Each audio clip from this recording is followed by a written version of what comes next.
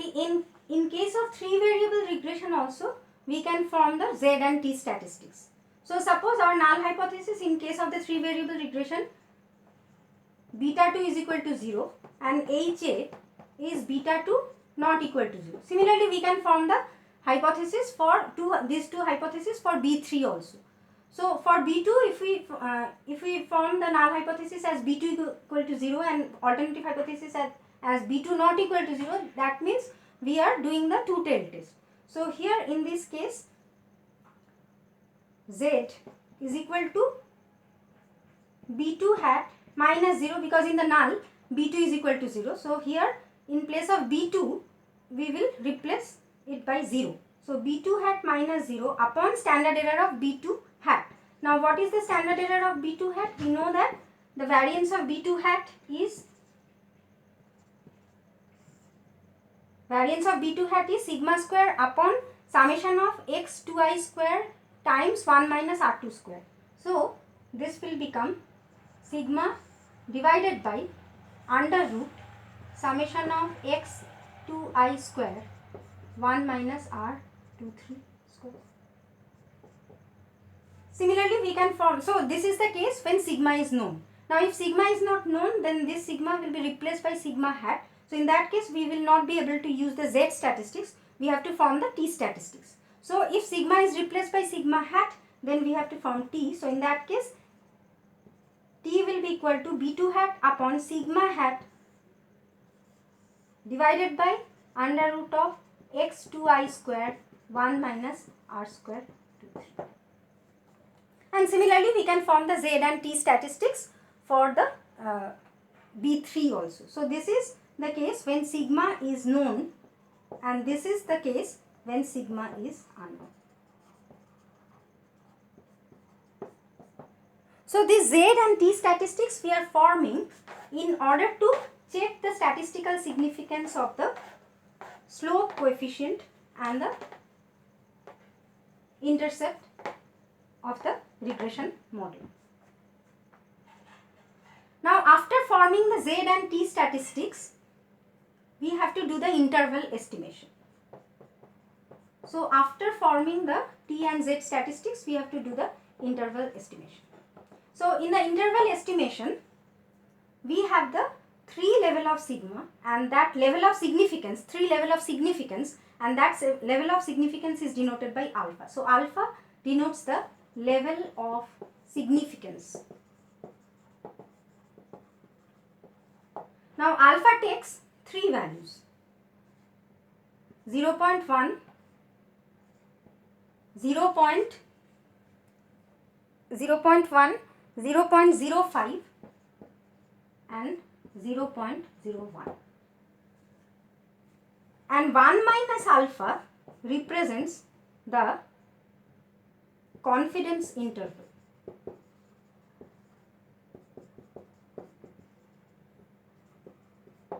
So 1 minus alpha times 100, basically it represents the confidence interval. So if alpha is equal to 0.1, then what is the value of 1 minus alpha? 1 minus 0.1. So this is basically 90. So this times 100 is basically 90%. So it represents the 90% confidence interval. If the value of alpha is 0.05, then this is the value of confidence interval is 95%. And if the value of alpha is 0.01, then 1 minus 0.01 times 100 is 99%. So these are the 3 levels of confidence interval that we use in interval estimation. So alpha represents the level of significance and 1 minus alpha times 100 represents the confidence interval. Now when we do the Z when suppose sigma is known and we are forming the Z statistics, then for interval estimation we have to consider the Z distribution curve, and we know that Z distribution curve is a standard normal curve and it is a bell shaped curve. So it is a perfectly symmetrical curve. Now if our null hypothesis is B is equal to 0 and alternative hypothesis is B not equal to 0, that so this is the case of the two variable regression. So in that case we can do the interval estimation at 95% confidence interval, or at 90% confidence interval, or at 99% confidence interval. So suppose here we are considering the 95% confidence interval. So since HA is B not equal to 0, therefore we have to consider the two-tailed test, because HA is now two-sided alternative hypothesis. So we have to consider, we have to conduct the two-tailed test. So in case of the two-tailed test, when the confidence interval is 95%, then the rest 5% will be divided into two equal parts, to the left hand side and to the right hand side. So 100 minus 95% is 5%. So this 5% will be divided into two equal parts, that is 2.5% and 2.5%. So this area under the curve to the right of this line is 2.5%, and this area to the left of this line is also 2.5%. So the area here is 2.5% to the left of this line, and to the right of this line the area is 2.5%. So the total area to the left and right of the 95% confidence interval is 5%. So these two area represents the critical region. So this is called the upper critical region. This right hand side area to the right, which is to the right of the confidence interval, 95% confidence interval, is called the upper critical region, and the area to the left of this 95% confidence interval is called the lower critical region.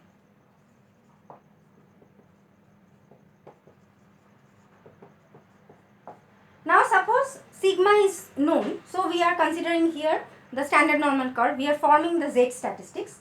So in our case, Z is equal to B hat minus 0 upon standard error of B hat. So after estimation, we have got a particular value of B hat. So yi hat is equal to A hat plus B hat xi, that we have already estimated. Now we have got a particular value of B hat.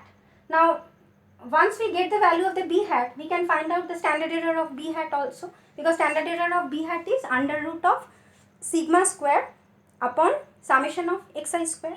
So then we can get the value of standard error of B hat also. So then we can find out the value of the Z statistics also for this particular case. Now once we get the value of the Z, then we can locate the value of the Z on this line. Now suppose the value of the Z is lying here. So this value of the Z is lying here means this is to the right of the 95% confidence interval region, and it is in the critical, it is lying in the upper critical region. So that means we can reject the null hypothesis. And what is our null hypothesis? Our null hypothesis is B is equal to 0. That means we are considering that there is no impact of xi on yi. That we can reject. That hypothesis we can reject. And then we can infer that there is a statistically significant impact of the variable xi on the yi. Now if the value of the z is lying here, in this region, in between these 2 points, that means it is lying in the 95% confidence interval region. So therefore, we cannot reject, we will not be, in that case, we will not be reject the null hypothesis that B equal to 0. So in that case, our inference would be, our conclusion would be that the impact of xi on yi is not statistically significant, and therefore we cannot reject the null hypothesis. So null hypothesis cannot be rejected if the value of the z is lying in between these 2 points. That is, the value of the z is lying in the 95% confidence interval region. But z will be significant, z will be statistically significant, and therefore we will be able to reject the null hypothesis if the value of the z lies either to the upper critical region or to the lower critical region. Then we can reject the null hypothesis. So this is the case when we are considering the two-sided alternative hypothesis. So that means we are using the two-tailed test. We are conducting the two-tailed test here. Why this is two-tailed test? We are considering the lower critical region and upper critical region also. Now we consider the one-tail test. One-tail test will be conducted when our alternative hypothesis is one-sided. So our null hypothesis is this, and our alternative hypothesis is suppose b greater than 0. So we are assuming that the impact of xi on yi is positive. So if there is a change in xi, there will be a positive change in yi. That we are assuming alternatively here in alternative hypothesis. So in this case we can conduct the one-tailed test. So here when the alternative hypothesis is one-sided, then we can conduct the one-tailed test.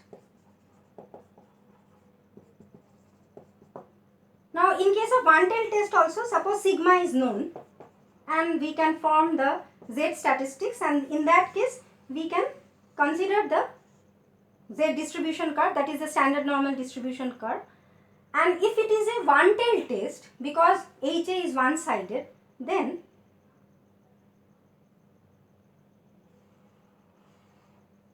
this entire region to the left of this line represents the 95% confidence interval, and the rest 5% is to the right of this 95% confidence interval region. So this entire critical region is to the right hand side of the 95% confidence interval. So there is only one side of the critical region. There is no two critical regions here. There is only one critical region, and this entire critical region is the 5% level of critical region. So this is 5% critical region.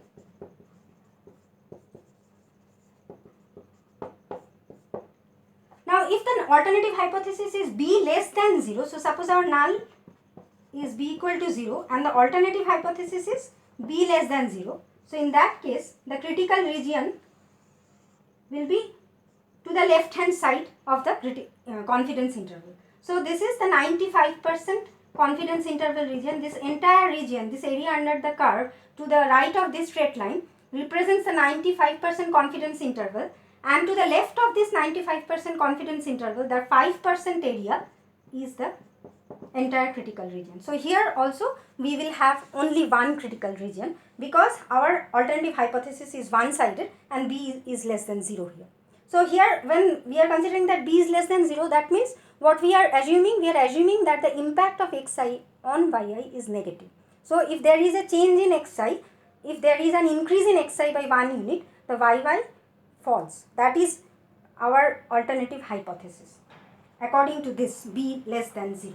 So in this case we will have to consider the left hand side of the 95% confidence interval, and that left hand side region which is to the left of the 95% confidence interval represents the entire critical region, and the value of that critical region is 5%. So these two cases represent the one-tailed test. So this is the case when sigma is known. When sigma is not known, then in case of the two-sided hypothesis, we have to consider the t statistics, and accordingly we have to consider the t distribution curve. And when in case of the two-sided alternative hypothesis, we will have the two critical regions, one left hand side critical region, the other is the right hand side critical region. And in case of the one-sided, when sigma is unknown, and in case of the one-sided test, one-sided alternative hypothesis, when we are conducting the one-tailed test, then we will have the critical region either to the right hand side or to the left hand side of the confidence interval, and in that case we have to consider the t distribution curve for doing the interval estimation.